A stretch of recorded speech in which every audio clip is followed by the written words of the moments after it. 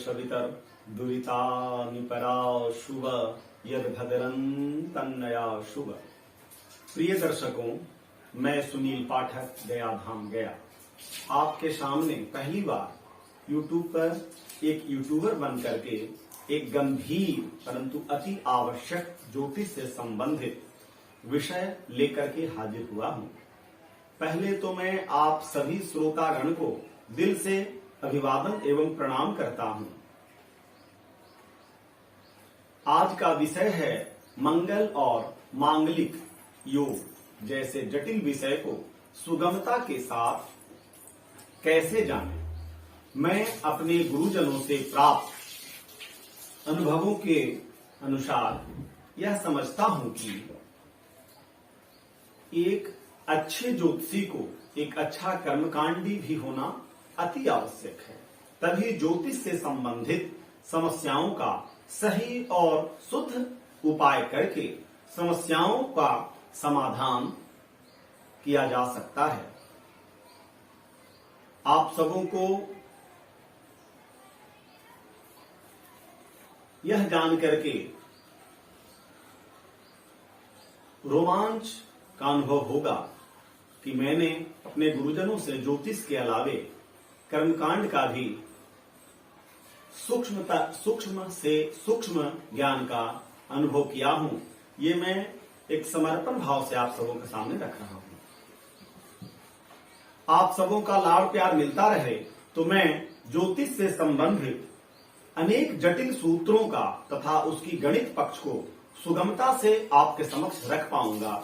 इसके लिए आपकी हमारी इस YouTube चैनल को लाइक और सब्सक्राइब के साथ साथ शेयर अवश्य करना चाहिए। यही हमारे प्रति आपकी सद्भावना व्यक्त होगी। अब हम अपने मूल विषय मंगल देव से संबंधित विषयों की ओर आपका ध्यान एकत्रित करते हैं। तो मंगल देव भूमि पुत्र हैं, धरती पुत्र हैं, अर्थात धरती और धरती के लोगों से उनका सीधा संबंध है। इस हिसाब से हम कह सकते हैं कि वे हमारे भाई हैं, हमारे बंधु हैं। इसीलिए काल पुरुष की कुंडली में तृतीय भाव, सौर्य भाव इत्यादि का कारक भी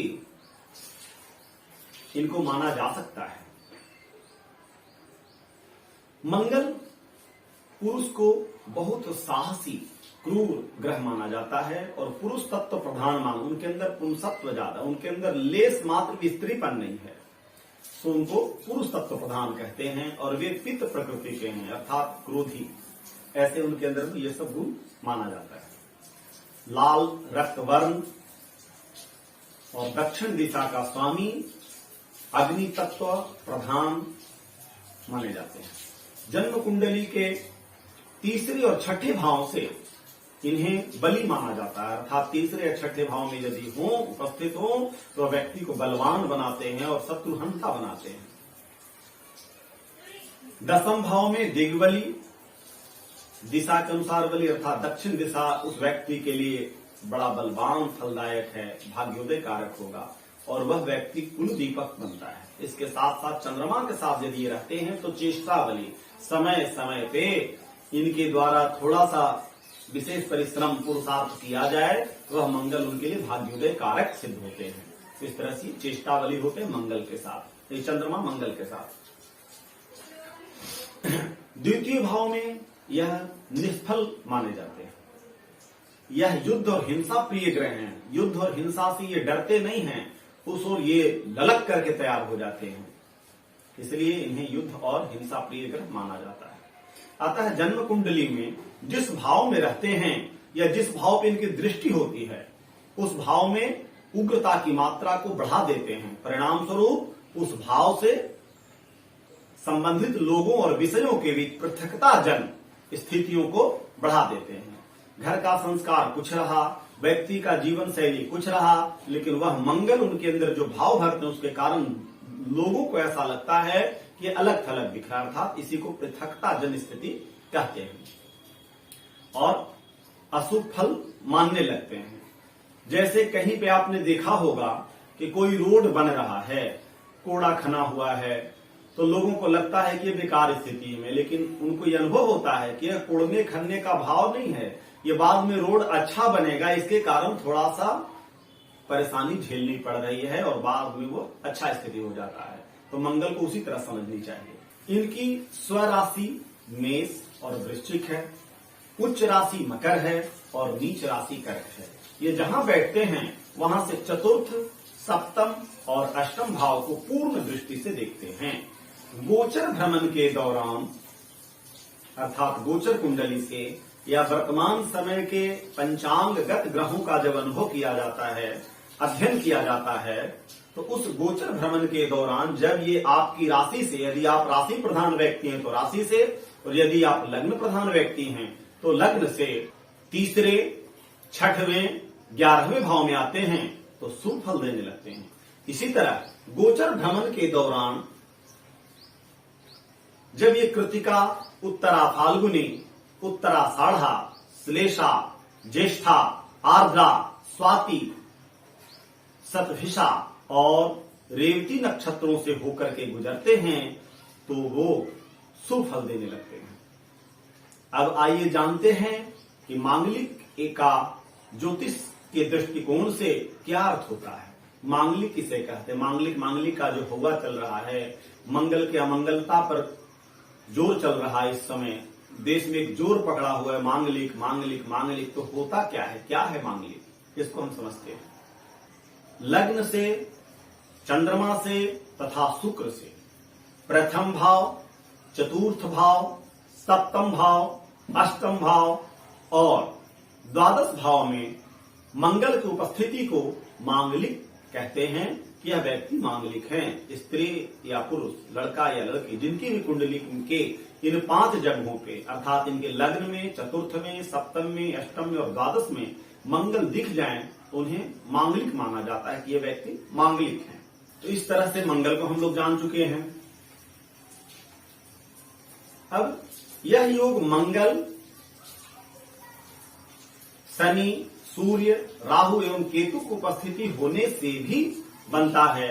ऐसा हम सब, आप लोग भी अनेक ग्रंथों और गुरुओं से सुनते आ रहे होंगे। मंगल के अलावे मंगली योग कारक शनि, सूर्य, राहु एवं केतु की उपस्थिति से भी मांगलिक योग बनता है। परंतु पाप ग्रहों में मंगल, शनि, सूर्य, राहु एवं केतु उत्तरोत्तर कम पापी माने जाते हैं। तो इस हिसाब से मंगल अधिक पापी हुए, इसी कारण इस योग को मांगलिक योग कहते हैं। यह इसका परिभाषा हुआ। अब आइए, जितने लोग मांगलिक कुंडली से डरे हुए हैं उतना डर की आवश्यकता किसी को नहीं है, क्योंकि मंगल प्रधान व्यक्ति बहुत साहसी होते हैं। दुनिया में कुछ कर गुजरने की उनके अंदर क्षमता होती है। उनको भगवान ने विशेष करेंट देकर के, विशेष ऊर्जा देकर के पैदा किया है। इसलिए मांगलिक कुंडली से डरने की कोई आवश्यकता नहीं। अब जानते हैं कि 5 भावों में बैठे मंगल क्या कर सकते हैं उसके विषय में। तो लग्न भाव में मंगल हो तो स्वास्थ्य पर दुष्प्रभाव के साथ साथ व्यक्ति का स्वभाव उग्र एवं जिद्दी हो जाता है। चतुर्थ भाव में मंगल के होने पर जीवन में भोग की सामग्री की कमी रहती है, और होती भी है तो जातक को उसका संतोष नहीं रहता। इसी तरह सप्तम स्थान के मंगल दाम्पत्य सुख पर प्रतिकूल प्रभाव डालते हैं। प्रति सुख की हानि होती है, अपने दंपति के स्वास्थ्य को भी हानि होती है, नुकसान पहुंचता है। अष्टम भाव के मंगल विघ्न बाधा उपस्थित एवं मारक प्रभाव उपस्थित करते हैं। अब आइए जानते हैं कि द्वादश भाव स्थान में स्थित मंगल व्यक्ति को क्रय शक्ति अर्थात अधिक खर्चीला, यहां तक कि दिवालिया बना दे सकते हैं। यह तो हुई मौखिक बातें, परंतु हम 5 मांगलिक स्थानों में स्थित मंगल अपनी स्वराशि, उच्च राशि, मित्र राशि में हो या जिस राशि में बैठे हो उस राशि का स्वामी अच्छी स्थिति में हो, या मंगल जिस भाव में बैठे हो उस भाव का कारक बलवान हो तो मंगल सदाबहार फल देते हैं, ऐसा हमने अपने गुरुजनों से सुन रखा है और बृहद दैवज्ञ रंजनम आदि ग्रंथों का अध्ययन से भी मुझे यह प्राप्त हुआ है। विवाह वृंदावन और बृहद दैवज्ञ रंजनम आदि ग्रंथ इसके प्रमाण हैं। मंगल संबंधित अनेक ग्रंथ उपलब्ध हैं, आप उसका अवलोकन भी कर सकते हैं। तो मंगल से डरने की आवश्यकता नहीं है। सदाबहार फल देने लगते हैं अर्थात शुभ फल देने लगते हैं। कब?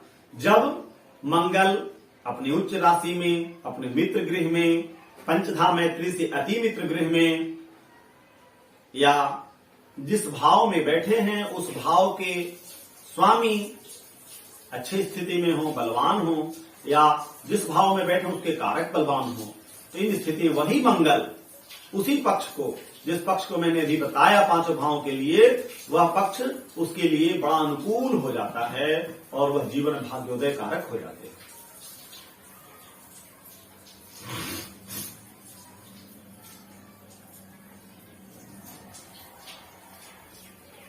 अब आइए, थोड़ी विषय और रह गई है, उसको भी समझ लीजिए।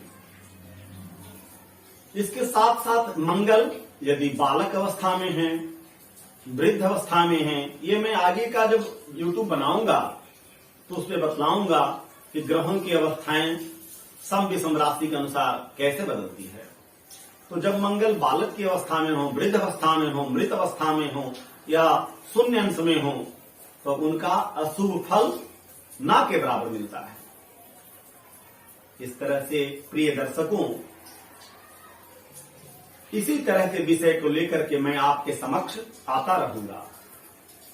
अगले वीडियो को मैं इन मांगलिक स्थानों में बैठे हुए मंगल के कारण हो रहे दुष्प्रभाव को कैसे रोका जा सकता है, उसके लिए क्या कर्मकांड कर सकते हैं, टोना टोटका, यंत्र मंत्र तंत्र कवच किस स्थिति से उनके नेगेटिव फल को पॉजिटिव फल में बदला जा सकता है, उनको भक्षक के जगह पे रक्षक कैसे बनाया जा सकता है, इस विषय को लेकर के भी मैं आगे YouTube चैनल पे अपना वीडियो बनाऊंगा और आपके समक्ष आऊंगा। आपके मन में कोई भी शंका, जिज्ञासा या प्रश्न हो तो मुझे कमेंट में लिखें। वीडियो ज्यादा लंबा ना हो जाए, इस कारण से इन विषय को सुगमता से समझाने का जो मैंने प्रारंभ में अपनी बात रखी थी उसको मैंने ऐसे समझा पाया। इसमें हो सकता है कि आपके मन में कोई शंका, जिज्ञासा, कोई प्रश्न हो तो बेरोक टोक आप उन प्रश्नों को हमारे समक्ष कमेंट बॉक्स में लिख करके हमें पूछ सकते हैं। मैं यथासंभव उसका जवाब अवश्य दूंगा। इन्हीं शब्दों के साथ मैं अपने वाणी को विराम दे रहा हूं और तैयारी कर रहा हूं कि आपके मन में जो प्रश्न उठ रहे होंगे उनका उत्तर के साथ साथ एक नए वीडियो के साथ मैं आपके समक्ष दोबारा आ सकूं। सर्वे भवन्तु सुखिनः, सर्वे सन्तु निरामयाः, सर्वे भद्राणि पश्यन्तु, मा कश्चित् दुर्भाग् भवेत्। शम ओम।